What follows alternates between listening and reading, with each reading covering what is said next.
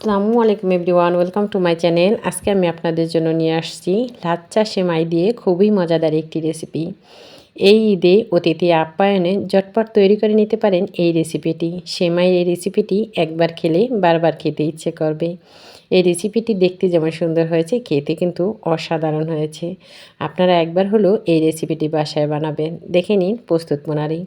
রেসিপিটি তৈরি করার জন্য এখানে আমি নিয়ে নিয়েছি লাচ্ছা সেমাই। এখানে আমি 1 প্যাকেট লাচ্ছা সেমাই নিয়েছি। আপনারা যদি বেশি তৈরি করতে চান তাহলে সেমাইয়ের পরিমাণটা আরও বাড়িয়ে দিবেন। সেমাইটাকে আমি হাত দিয়ে একটু ভেঙে নিচ্ছি। এটাতে কোনো দানাদার আছে কিনা সেটা একটু দেখে নিলাম। তারপর এখানে আমি দিয়ে দিচ্ছি একটি ডিম, দিয়ে দিচ্ছি কিছুটা গুঁড়ো দুধ, দিয়ে দিচ্ছি চিনি। এখানে আমি সামান্য একটু চিনি দিয়েছি, 1.5 টেবিল চামচের মতো চিনি দিয়েছি। দিয়ে দিচ্ছি 1 টেবিল চামচ কর্নফ্লাওয়ার, দিয়ে দিচ্ছি সামান্য একটু লবণ। দিয়ে এখন আমি হাত দিয়ে সবগুলো উপকরণ ভালোভাবে মিক্স করে নিচ্ছি। আর এই তো সেমাইয়ের সাথে ডিমটাকে আমি ভালোভাবে মিক্স করে নিয়েছি। মিক্স করে নিয়ে এটাতে আমি দিয়ে দিচ্ছি সামান্য একটু লিকুইড দুধ। দুধের পরিমাণটা একবারে দিবেন না, অল্প অল্প করে দিবেন। সেমাইটা ঝরঝরাই থাকবে, যাতে একটু আঠালো হয় ওরকমভাবে মাখিয়ে নেবেন। দেখুন, দেখেই বোঝা যাচ্ছে সেমাইটা কিন্তু একদম ঝরঝর হয়ে আছে, কিন্তু একটু আঠালো হয়েছে। এখন আমি এখান থেকে এরকম একটি বাটি নিয়ে নিয়েছি। নিয়ে এখন আমি সেমাইটা এটাতে দিয়ে দিচ্ছি অল্প অল্প করে। দিয়ে এখন আমি এরকম একটি গোল গোল করে শেপ দিয়ে নিব। দেখুন, আমি হাত দিয়ে একটু চাপ দিয়ে নিচ্ছি। হালকা আলতো করে একটু চাপ দিতে হবে, তা না হলে সেমাই যখন ভাজবেন তখন এটা শক্ত হয়ে যাবে। আর এই তো এভাবে আমি গোল গোল করে সবগুলো বানিয়ে নিয়েছি। চুলায় দিয়ে দিচ্ছি তেল। তেলটা যখন গরম হয়ে আসবে তখন এগুলোকে আমি ভেজে নিব।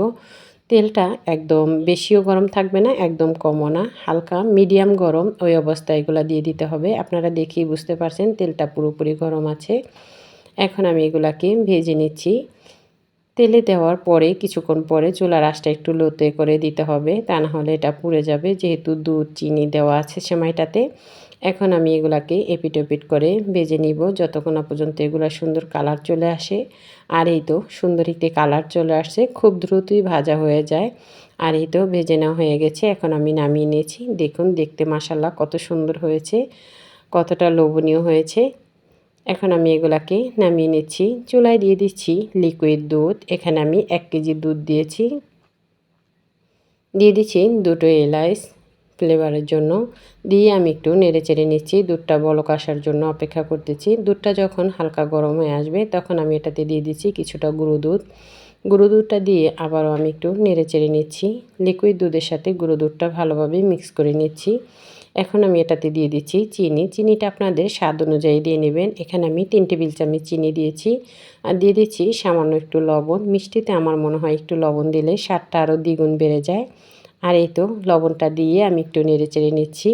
নেড়েচেড়ে নিয়ে এখন আমি এটাতে দিয়ে দিচ্ছি কনডেন্স মিল্ক। আমি এখানে কিছুটা কনডেন্স মিল্ক দিয়েছি। দিয়ে আবারও আমি নেড়েচেড়ে নিচ্ছি। নেড়েচেড়ে নিয়ে লিকুইড দুধের সাথে আমি কনডেন্স মিল্কটাও ভালোভাবে মিক্স করে নিচ্ছি। আর এই তো মিক্স করে নেওয়া হয়ে গেছে। এখন আমি এটাতে দিয়ে দিচ্ছি ভেজে রাখা সেমাইয়ের বিস্কুটগুলো দিয়ে দিচ্ছি।